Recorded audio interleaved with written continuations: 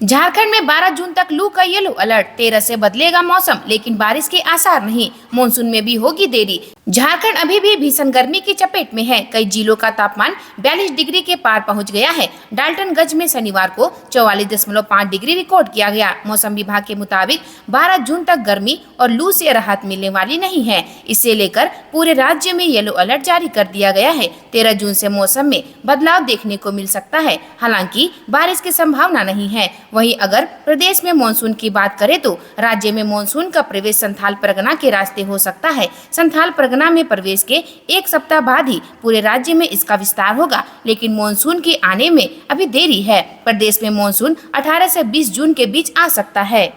मौसम विभाग की रिपोर्ट के मुताबिक 12 जून को उत्तर पूर्वी क्षेत्र देवघर, दुमका, गोड्डा, पाकुड़, जामताड़ा, गिरिडीह, धनबाद और साहिबगंज में गर्जन के साथ बिजली गिरने की संभावना है। रांची और आसपास के जिलों में 13 और 14 जून को आंशिक बादल छाए रहने और हल्की वर्षा होने की संभावना है। मौसम विभाग की रिपोर्ट की माने तो राज्य के 18 जिलों में एक बार फिर तापमान 40 डिग्री के पार पहुँच चुका है, जिससे लोगों को भीषण गर्मी की मार सहनी पड़ रही है। चक्रधर पुलिस ने 3 अपराधियों को पकड़ा। मोटरसाइकिल चोर गिरोह में थे शामिल। गिरफ्तार लोगों में नाबालिग भी शामिल। पश्चिमी सिंहभूम जिले के चक्रधरपुर थाना पुलिस ने चोरी के मोटरसाइकिल के साथ एक नाबालिग सहित 3 युवकों को गिरफ्तार कर जेल भेज दिया है। घटना के संबंध में मिली जानकारी के अनुसार शहर के गैलन भट्टी निवासी विनय कुमार जायसवाल का 30 मई को अज्ञात चोरों ने घर के बाहर खड़ी बाइक चोरी कर फरार हो गए। घटना के बाद पीड़ित के बयान पर चक्रधरपुर थाना के में अज्ञात चोरों के खिलाफ मामला दर्ज कराया गया, जिसके बाद कार्रवाई करते हुए अपराधियों को गिरफ्तार किया गया। इस घटना को लेकर पुलिस गंभीरता को देखते हुए थाना प्रभारी चक्रधरपुर के नेतृत्व में एक छापेमारी दल का गठन किया गया। गठित टीम ने साक्ष्य के आधार पर अभियुक्तों की पहचान कर गिरफ्तारी एवं लूटे गए सामान के बरामदगी के लिए लगातार छापेमारी की जा रही थी। इसी क्रम में अभियुक्त शिवचरण लुगुन तथा गंगा सागर प्रसाद को पकड़कर पूछताछ की गई, तो दोनों ने इस कांड में शामिल होने की बात स्वीकार किया। धरती आबा भगवान बिरसा मुंडा की पुण्यतिथि आज। जंगल के बीच से जल, जंगल और जमीन बचाने की हुई थी बात। भगवान बिरसा की प्रेरणा के साथ हम आगे बढ़ेंगे। आज भगवान बिरसा मुंडा की पुण्यतिथि के मौके पर श्रद्धा सुमन अर्पित करते हुए सीएम चंपई सोरेन ने कहा कि भगवान बिरसा मुंडा ने ब्रिटिश साम्राज्यवाद के खिलाफ गुलामी की जंजीर को तोड़ा था, इसलिए आज के दिन को हम याद करते हैं और भगवान बिरसा को श्रद्धांजलि देते हैं। उन्होंने कहा कि जल, जंगल और जमीन को लेकर भगवान बिरसा ने जो कुछ किया उसका परिणाम है कि आज हमारे पास CNT-SPT एक्ट है। ये एक्ट एक आदिवासी की सुरक्षा का कवच है। आज हम इस इतिहास को याद करते हैं और उससे प्रेरणा लेते हैं। पलामू में युवक की गोली मारकर हत्या। दोस्तों के साथ गया था घूमने, रात में घर नहीं लौटा, सड़क किनारे मिला शव। पलामू के चैनपुर थाना क्षेत्र में एक युवक की हत्या गोली मारकर कर दी गई। हत्या का शक युवक के दोस्तों पर है। शाहपुर सेमरटाड निवासी लक्की चंद्रवंशी शुक्रवार की शाम अपने दोस्तों के साथ निकला था। रात में वह घर नहीं लौटा। शनिवार को उसका शव बंधुआ पहाड़ी के पास सड़क पर पड़ा हुआ था। उसकी मौत गर्दन में गोली लगने से हुई थी। शव की जानकारी मिलने पर चैनपुर पुलिस ने घटनास्थल पर पहुंचकर शव को मेदिनीनगर पोस्टमार्टम के लिए भेज दिया। चैनपुर थाना प्रभारी श्री राम शर्मा ने बताया कि हत्या का चेहरे को प्लास्टिक से बांध दिया गया था। मृतक गोल्डन चंद्रवंशी का एकलौता पुत्र है। गोल्डन हेड पोस्ट ऑफिस के पास चंदन बिरयानी नामक दुकान चलाते हैं। मृतक के दोस्त राहुल चंद्रवंशी ने बताया कि शुक्रवार को 10 बजे से दोपहर 2 बजे तक दोनों साथ थे, फिर अपने अपने घर खाना खाने चले गए।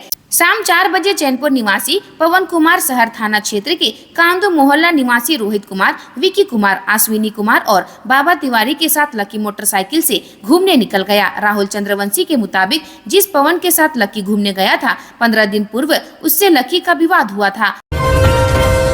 तिरिलबिला गांव छावनी में तब्दील, फोर्स तैनात कर सड़क का निर्माण शुरू। ग्रामीणों ने किया विरोध। सरायकेला अंचल अंतर्गत तिरिलबिला गांव में सड़क निर्माण योजना को पूरा करने को लेकर प्रशासन ने सख्त कदम उठाए हैं। शनिवार को दोपहर में भारी संख्या में पुलिस बल को लेकर प्रशासन तिरिलबिला गांव पहुंची। ग्रामीणों को जैसे ही जानकारी हुई वे लोग भी मौके पर पहुंच गए, लेकिन फोर्स ने ग्रामीणों को घेर रखा था। कुछ ग्रामीणों ने मौके पर विरोध भी किया, लेकिन फोर्स के आगे उनकी एक न चली और उनकी आंखों के सामने ही सड़क निर्माण कार्य शुरू कराया गया।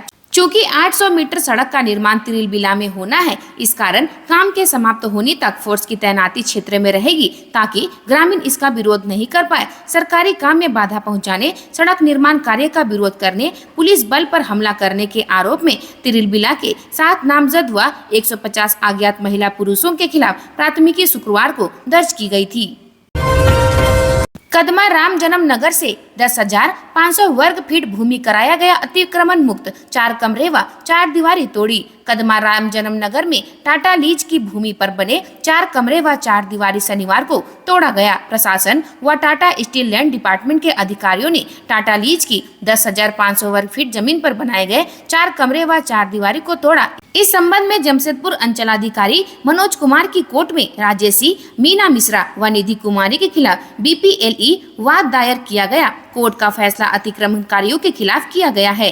दंडाधिकारी पुलिस बल की तैनाती कर JCB से तोड़ा गया। अतिक्रमण हटाने गई टीम को बस्ती वासियों के विरोध का सामना करना पड़ा। बस्ती वासी और अतिक्रमणकारी प्रशासन के समय देने की मांग कर रहे थे। मौके पर CO मनोज कुमार ने बस्ती वासियों को समझाया कि इन लोगों की ओर से करीब 8,500 वर्ग फीट पर अतिक्रमण कर मकान बनाया गया, जिसमें तीनों परिवार रहते हैं। इस जमीन का भी BPLE वाद उनके कोर्ट में चल रहा है, इसमें रियायत दी जाएगी। इसके बाद बस्तीवासी शांत हुए। SDO पारुल सिंह ने बताया कि जिस मकान में 3 परिवार रह रहा है उसे तोड़ा नहीं जाएगा क्योंकि तीनों परिवार गरीब है। इस संबंध में टाटा स्टील लैंड डिपार्टमेंट के अधिकारियों से बात कर तीनों परिवार के मकान को बचाया जाएगा।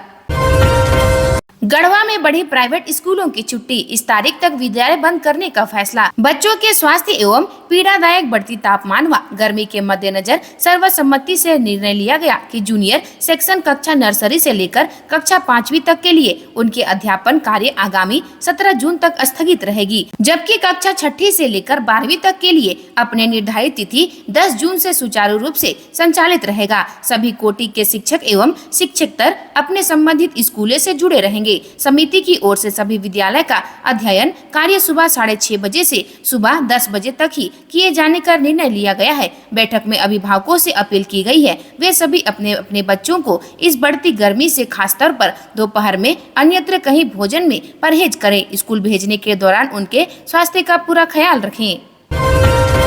झारखंड में कल से 15 अक्टूबर तक घाटों में बालू निकासी पर लगेगी रोक, खान विभाग ने जारी किया आदेश। झारखंड के सभी बालू घाटों से 10 जून से बालू निकासी पर रोक लग जाएगी। खान विभाग की ओर से इस संबंध में सभी DC व DMO को पत्र लिखा गया है। कहा गया कि NGT के आदेश से मानसून के दौरान 10 जून से 15 अक्टूबर तक बालू घाटों से बालू की निकासी नहीं होगी। आदेश में कहा गया कि 10 जून से यदि किसी भी बालू घाट से बालू की निकासी की जाती है तो वह अवैध होगा, उनके खिलाफ कार्रवाई की जाएगी। इधर मानसून में बालू उपलब्ध कराने के लिए JSMDC ने सभी जिलों में स्टॉकिट्स लाइसेंस जारी किया है। स्टॉकिट्स की ओर से बालू का स्टॉक किया गया है। अब मानसून के दौरान स्टॉकिट्सों के माध्यम से या JSMDC के साइट पर जाकर ऑनलाइन बुकिंग कराने से ही बालू मिल सकेगा। इधर सभी जिलों में स्टॉकिट्स लगातार बालू का स्टॉक कर रहे हैं।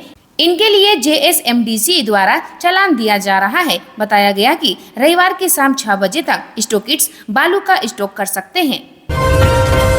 ATS और DSP और ASI पर गोली चलाने वाले 3 पर आरोप तय, साल 2023 में किया था पुलिस टीम पर हमला। गैंगस्टर अमन साव गिरोह के सदस्यों को पकड़ने गए ATS DSP नीरज कुमार एवं सब इंस्पेक्टर सोनू कुमार साहू पर गोली चलाने वाले मुख्य आरोपित सिद्धार्थ कुमार उर्फ बाबी साहब, उसका भाई राजन कुमार एवं रवि मुंडा पर ATS की विशेष अदालत ने आरोप तय कर दिए हैं। 3 आरोपित जेल में हैं। तीनों की जमानत याचिका भी ATS कोर्ट में खारिज कर चुकी है। मामले में आरोप गठन के बिंदु पर सुनवाई के दौरान तीनों आरोपितों से अदालत ने उनके खिलाफ लगे आरोपों के बारे में पूछा, जिस पर तीनों ने कहा कि मामले में निर्दोष है, आगे ट्रायल फेस करने को तैयार है। अदालत ने आर्म्स एक्ट की 4 अलग अलग धाराओं के तहत आरोप तय किया है। अदालत ने ATS को मामले में 10 जून से साक्ष्य प्रस्तुत करने के लिए तिथि निर्धारित की है।